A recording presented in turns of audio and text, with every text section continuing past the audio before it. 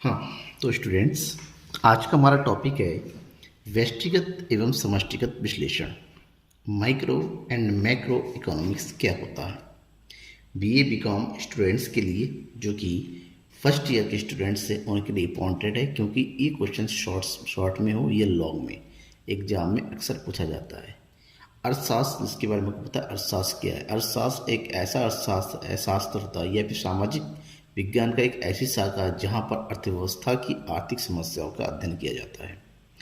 अब क्योंकि अर्थशास्त्र अपने आप में एक बहुत ही ज़्यादा व्यापक होता है, बहुत बड़ा क्षेत्र है। अब इसी को समझते हुए अर्थशास्त्र में कुछ बातें ऐसी होती हैं जहाँ पर हम इसको एक साथ अध्ययन नहीं कर सकते। तो प्रोफेसर रैगनर फ्रिश ने अर्थशास्त्र को दो भागों में बांट दिया। यानी कि अर्थशास्त्र के दो भाग हैं, व्यष्टि अर्थशास्त्र और समष्टि अर्थशास्त्र। आज के इस वीडियो में हम व्यष्टि और समष्टि इन दोनों के बारे में डिटेल से पढ़ेंगे। क्या होता है, इसकी मीनिंग, इसकी विशेषताएं, इसके प्रकार, इसके महत्व, साथ ही साथ इन दोनों के अंतरों के बारे में भी पढ़ेंगे और आपके नॉलेज के लिए बहुत ही अच्छा रहेगा। लास्ट तक वीडियो को साथ बने रहिएगा और हाँ, नए हैं तो चैनल को सब्सक्राइब जरूर कर लीजिए और लाइक कीजिए, शेयर कीजिए। कोई भी डाउट्स रह जाता है कमेंट बॉक्स में कमेंट लिख कर बताइए। ध्यान में ये रखना है कि यहाँ पर समष्टि यानी कि माइक्रो, इसका मतलब होता है अर्थव्यवस्था की विशिष्ट या फिर सूक्ष्म अध्ययन करना, और समष्टि का मतलब होता है व्यापक, बड़ा, यानी कि अर्थव्यवस्था की व्यापक या समष्टिगत समस्याओं का विश्लेषण करना। अब दोनों के बारे में डिटेल से पढ़ते हैं। सबसे पहले हम पढ़ेंगे व्यष्टि अर्थशास्त्र, इंग्लिश में बोलते हैं माइक्रो इकोनॉमिक्स। माइक्रो इकोनॉमिक्स के दो वर्ड है, एक है माइक्रो, दूसरा है इकोनॉमिक्स। माइक्रो इकोनॉमिक्स का मतलब तो जानते ही हैं आप, आर्थिक समस्याओं का अध्ययन करने वाला शास्त्र। अब वहीं पर इसमें जब माइक्रो वर्ड हो जाता है, जब माइक्रो होता है, ग्रीक भाषा की एक शब्द है मिक्रोज, मिक्रोज से बना हुआ है। मिक्रोज का मतलब होता है छोटा या सूक्ष्म होना।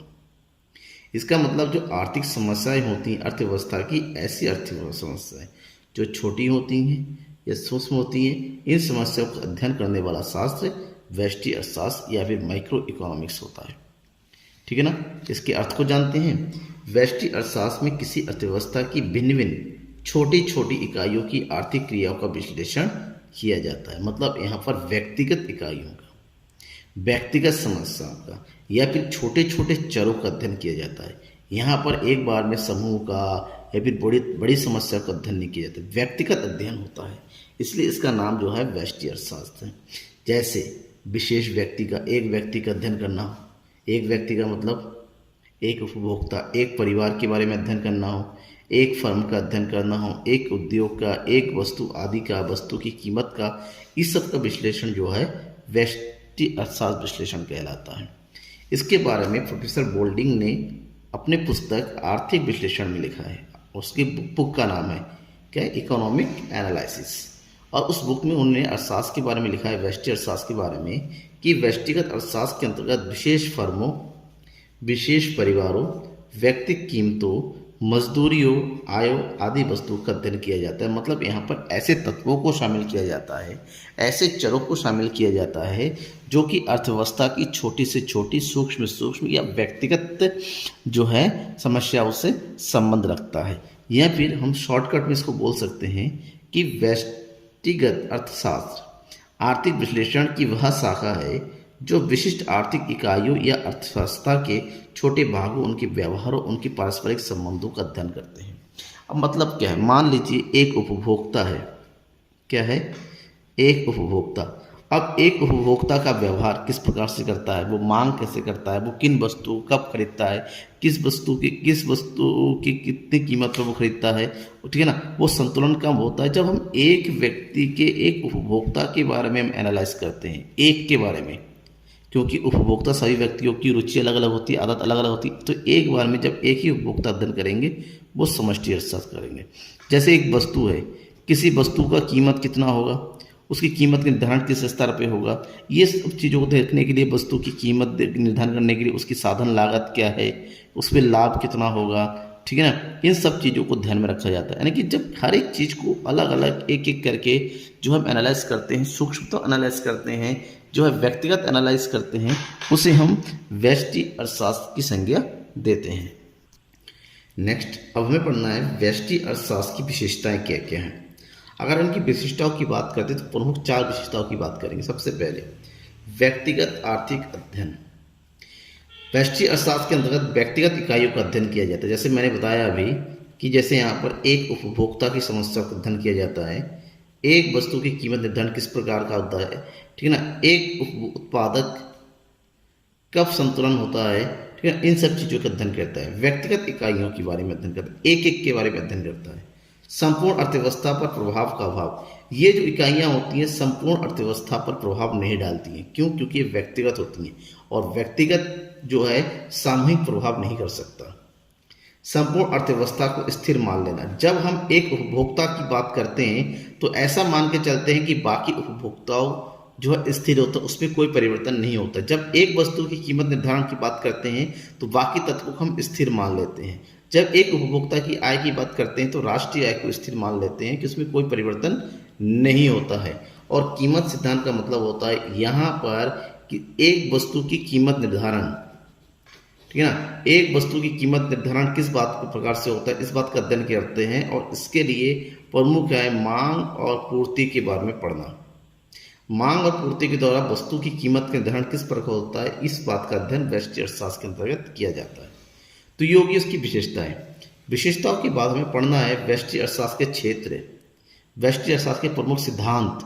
व्यष्टि अर्थशास्त्र के प्रमुख सिद्धांतों को 3 ग्रुप में बांटा गया है। सबसे पहले वस्तुओं की कीमत निर्धारण का अध्ययन किया जाता है, किस प्रकार से कीमत निर्धारण किया जाता है।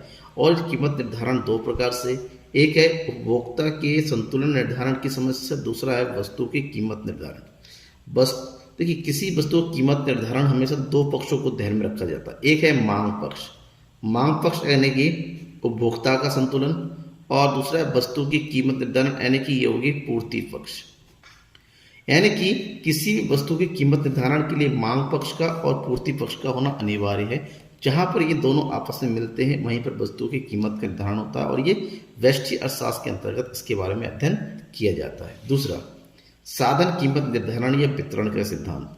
अब वस्तुओं के उत्पादन के लिए साधनों की आवश्यकता होती है, तो व्यष्टि अर्थशास्त्र के अंतर्गत उत्पादन के साधनों के बारे में व्यक्तिगत अध्ययन किया जाता है कि किसी भी उत्पादन के कौन कौन से साधन हैं, उसकी कीमत का निर्धारण कैसा होता है। क्योंकि कीमत, साधनों की कीमत निर्धारण होने के बाद, साधनों की कीमत तय होने के बाद ही हम वस्तु की कीमत के बारे में अध्ययन कर सकते हैं।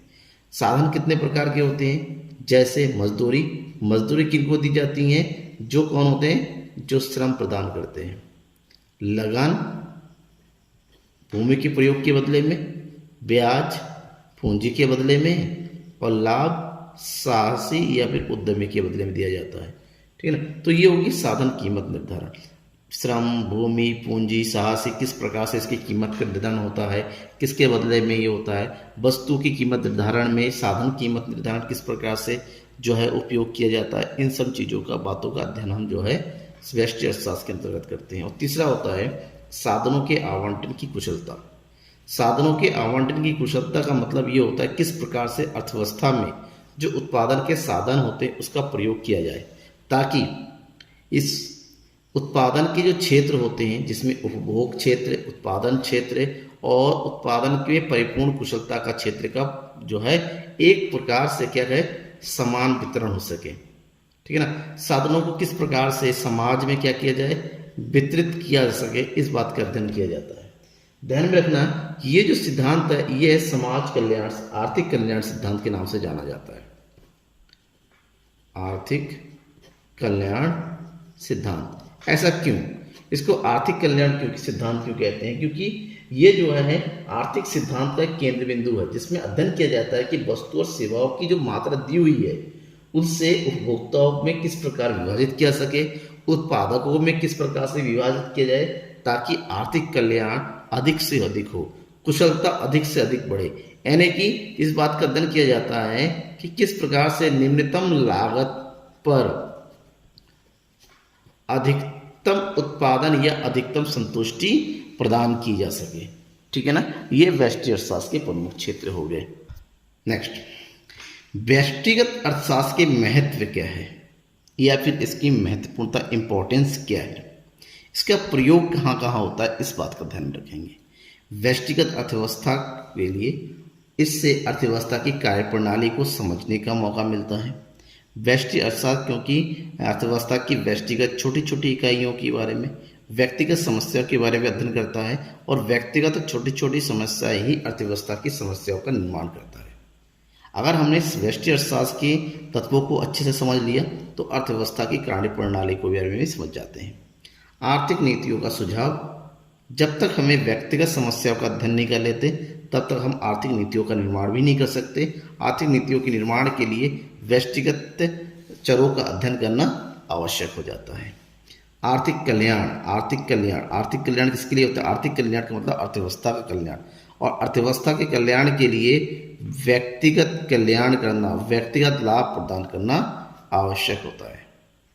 जब तक हम लोगों के लाभ के लिए काम नहीं करेंगे तब तक अर्थव्यवस्था का विकास नहीं होता है, और अर्थव्यवस्था के विकास का मतलब ये होता है आर्थिक कल्याण, यानी कि लोगों की आय बढ़े, लोगों के लाभ बढ़े, उनकी कुशलता बढ़े, उनके पास उत्पादन के लिए पर्याप्त संसाधन मिले। इन सब बातों का अध्ययन किया जाता है। प्रबंध संबंधी निर्णय कंपनियों में जो प्रबंध होती है, मैनेजमेंट होता है, उसके बारे में अध्ययन किस प्रकार से किया जाए, उसके बारे में डिसीजन कैसे लिया जाए, ये भी व्यष्टि अर्थशास्त्र के अंतर्गत हमें पता चलता है। अंतर्राष्ट्रीय व्यापार में सहयोग प्रदान करता है, राजस्व में ये उपयोग होता है, साथ ही साथ व्यक्तिगत इकाइयों के आर्थिक निर्णय में भी ये सहायक होता है। यानी कि व्यष्टिगत अर्थशास्त्र जो है एक तरीके से समष्टिगत अध्ययन के में भी सहायक होता है। बट इतनी सब खूबियाँ होने के बाद भी व्यष्टि अर्थशास्त्र में कुछ दोष है। दोष क्या है? इससे अर्थव्यवस्था का अधूरा चित्रण मिलता है, क्योंकि ये संपूर्ण अर्थव्यवस्था की बात नहीं करते, केवल यहाँ पर सूक्ष्म चरों की बात करता है। क्योंकि सूक्ष्म चरों के साथ ही कुछ हमारे चर ऐसे भी होते हैं जो सामूहिक रूप से पाए जाते हैं, जैसे राष्ट्रीय आय। ये राष्ट्रीय आय की बात नहीं करता, ये केवल एक उपभोक्ता की आय की बात करता है।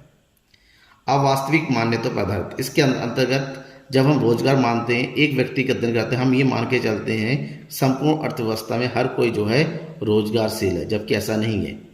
अर्थव्यवस्था में बेरोजगार भी है। इसका मतलब व्यष्टि अर्थशास्त्र की जो मान्यताएं हैं वो अवास्तविक है। अवास्तविक का मतलब होता है पूरा सच्चा नहीं है। कुछ विशेष प्रकार की समस्याओं का अनुपयुक्त किया, ठीक है ना। इसमें कुछ विशेष समस्या ऐसी होती है जिनका अनुपयुक्त प्रयोग किया जाता है, और साथ ही साथ निष्कर्ष संपूर्ण अर्थव्यवस्था की दृष्टि से इसके जो निष्कर्ष होते हैं वो संपूर्ण अर्थव्यवस्था पर एक समान लागू नहीं होता है, ठीक है ना। एक समान रूप से हम इसको पूरे अर्थव्यवस्था के लिए लागू नहीं कर सकते, क्योंकि ये व्यक्तिगत होता है, और व्यक्तिगत सामूहिक रूप से प्रयोग ना किया जाए यही भला होता है। तो ये कुछ प्रमुख दोष है। अब नेक्स्ट जो है वो है समष्टिगत अर्थव्यवस्था किसे कहते हैं, यानी कि समष्टिगत व्यापक अर्थशास्त्र, जिसको इंग्लिश में बोलते हैं मैक्रो इकोनॉमिक्स। और यहाँ पर मैक्रो इकोनॉमिक्स भी दो शब्दों से मिलकर बना है, मैक्रो और इकोनॉमिक्स। इकोनॉमिक्स का मतलब आपने समझ लिया, आर्थिक समस्या का अध्ययन। अब मैक्रो का मतलब होता है, ये भी ग्रीक वर्ड मैक्रोस से मिलकर बना है, और मैक्रोस का मतलब होता है बड़ा। बड़ा यानी कि व्यापक, यानी कि अर्थव्यवस्था की सामूहिक या फिर व्यापक समस्याओं का अध्ययन करने वाला शास्त्र समष्टिगत अर्थशास्त्र कहलाता है। इसका मतलब ये हुआ कि संपूर्ण अर्थव्यवस्था से संबंधित समूहों जैसे राष्ट्रीय आय, राष्ट्रीय बचत, राष्ट्रीय विनियोग, कुल रोजगार, कुल उत्पादन, सामान्य कीमत स्तर आदि का अध्ययन जहाँ किया जाता है उसे हम समष्टिगत अर्थशास्त्र के नाम से जाना जाता है। ये अर्थव्यवस्था की सामूहिक समस्या का अध्ययन करता है, ऐसी समस्याएं जिसको हम एक एक करके अध्ययन नहीं कर सकते। जैसे राष्ट्रीय आय हुई, राष्ट्रीय आय मतलब क्या होती है? राष्ट्र की आय, और राष्ट्रीय आय का मतलब राष्ट्र में रहने वाले सभी व्यक्तियों की आय। यहाँ पर एक व्यक्ति का नहीं, सभी व्यक्तियों की आय को जोड़कर उनकी आयों का योग करके राष्ट्रीय आय की गणना की जाती है। यानी कि एक सामूहिक अवधारणा है, एक व्यापक अवधारणा है। हम केवल यहाँ पर एक लिमिट में एक व्यक्तिगत या फिर सूक्ष्म अध्ययन की बात मानते नहीं है, ठीक है। अब समष्टिगत अर्थशास्त्र के बारे में प्रोफेसर बोल्डिंग ने क्या कहा है? उनके अनुसार समष्टिगत अर्थशास्त्र का संबंध व्यक्तिगत मात्राओं से नहीं होता, किंतु इन मात्राओं के समूह से होता है। क्यों? क्योंकि समूह जो है व्यक्ति के आपस में मिलने से बनता है। राष्ट्र लोगों का समूह है, अगर लोगों को ही हटाते तो राष्ट्र नहीं होता। इसका मतलब यहाँ पर ये व्यक्तिगत मात्राओं से नहीं, उन मात्राओं के समूह का अध्ययन करता है। यहाँ पर व्यक्तिगत आयों का नहीं, राष्ट्रीय आय का अध्ययन किया जाता है, ठीक है ना। इससे पहले हमने क्या पढ़ा? व्यक्तिगत अध्ययन, और यहाँ पर व्यक्तियों के समूह का अध्ययन करेंगे, और जहाँ पर समूह के बारे में अध्ययन किया जाता है वही समष्टि अर्थशास्त्र होता है। असमष्टि अर्थशास्त्र की प्रमुख विशेषता है परिवर्तनशील समष्टि इकाइयाँ। यहाँ पर जो इकाइयाँ होती हैं वो परिवर्तनशील होती हैं।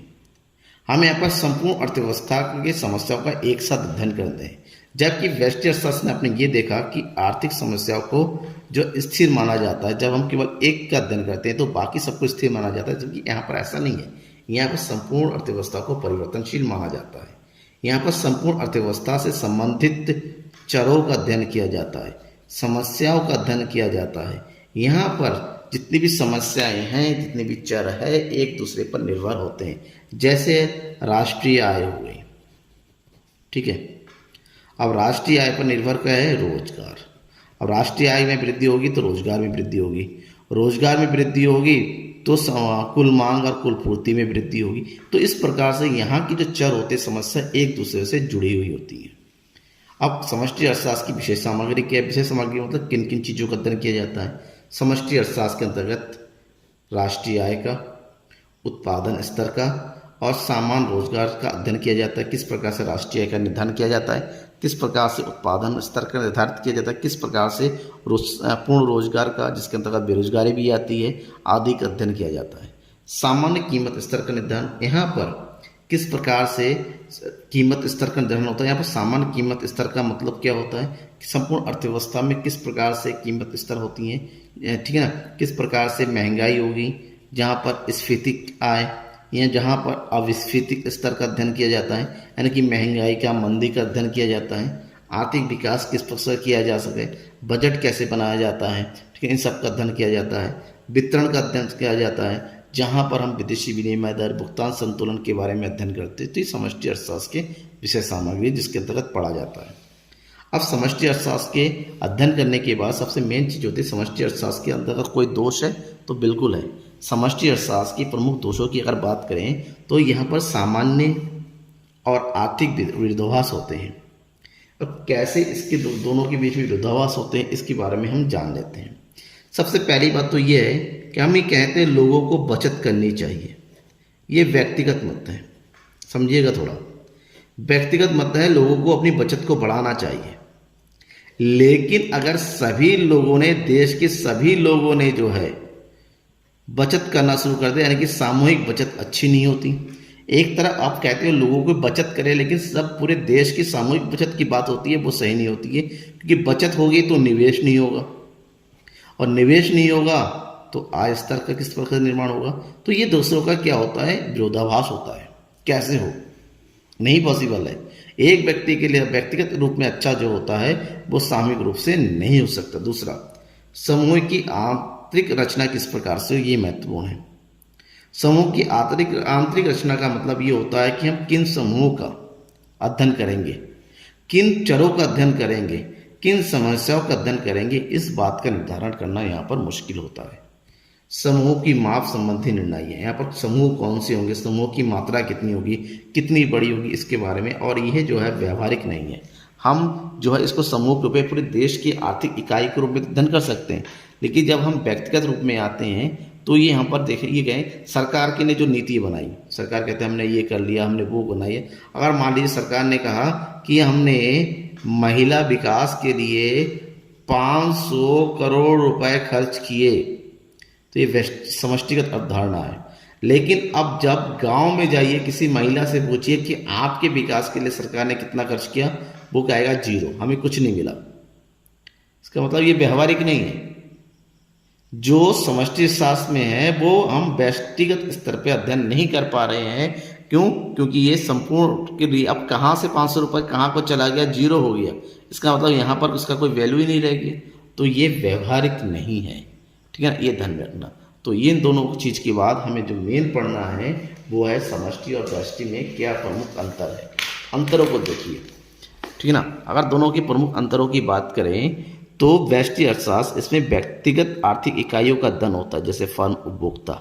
जबकि समष्टिगत अर्थशास्त्र के अंतर्गत इसमें संपूर्ण अर्थव्यवस्था का बृहद एवं समग्र इकाई के रूप में अध्ययन होता है, जैसे राष्ट्रीय आय का। व्यष्टि अर्थशास्त्र जो है पूर्ण रोजगार की मान्यता पर आधारित है, जबकि समष्टि अर्थशास्त्र ये मान्यता आधारित है कि अर्थव्यवस्था में अपूर्ण रोजगार है, सबको रोजगार नहीं मिला है। व्यष्टि अर्थशास्त्र की केंद्रीय समस्या है कीमत निर्धारण किस प्रकार से हो, जबकि समष्टि अर्थशास्त्र के अंदर अध्ययन किया जाता है कि उत्पादन और रोजगार का निर्धारण किस प्रकार से हो। फोर्थ पॉइंट, व्यष्टि अर्थशास्त्र के अंतर्गत व्यष्टि स्तर पर जो तथ्य ठीक होते हैं वो आवश्यक नहीं पूरे समाज के लिए ठीक हो, जबकि समष्टि अर्थशास्त्र समूह के व्यवहार संपूर्ण अर्थव्यवस्था पर समान रूप से लागू होते हैं। फिफ्थ, इसमें किसी एक वस्तु या सेवा के निर्दिष्ट बाजार की कीमत निर्धारण का अध्ययन, सभी बातें समान रहे को, यानी यहाँ पर ये मान के चला जाता है जब एक का अध्ययन करते हैं बाकी सभी बातें स्थिर रहती समान रहती हैं, जबकि इसमें सामूहिक कीमतों उत्पादन के स्तरों उन समूहों में होने वाले परिवर्तनों का अध्ययन किया जाता है। इसका मतलब यहाँ पर कुछ स्थिर नहीं होता है, सब परिवर्तनशील होता है। सिक्स्थ पॉइंट, इसका उद्देश्य साधनों के कुशल बंटवारे से संबंधित सिद्धांतों, समस्या और नीतियों का अध्ययन करना होता है, जबकि समष्टि अर्थशास्त्र के अंतर्गत रोजगार का निर्धारण किस प्रकार से होता है, उसके सिद्धांत, समस्या, नीतियों का अध्ययन किस प्रकार से किया जाता है, इस बात का अध्ययन किया जाता है। यह सरल विधि है और ये थोड़ी सी जटिल है और इसके प्रमुख उपकरण मांग और पूर्ति है, जबकि समष्टि अर्थशास्त्र के प्रमुख उपकरण समग्र मांग और समग्र पूर्ति, जिसको हम एडी और ईएस के नाम से जाना जाता है। ठीक है ना, ये आपका पूरा कॉन्सेप्ट हो गया जो कि आपकी एग्जाम के लिए बहुत ज़्यादा जरूरी है और ये डिफरेंस भी बहुत ज़्यादा जरूरी है। ठीक है ना, इसको पढ़िए, कोई डाउट अभी भी रह गया है तो कमेंट बॉक्स में आइए, कमेंट करके बताइए। Thank you.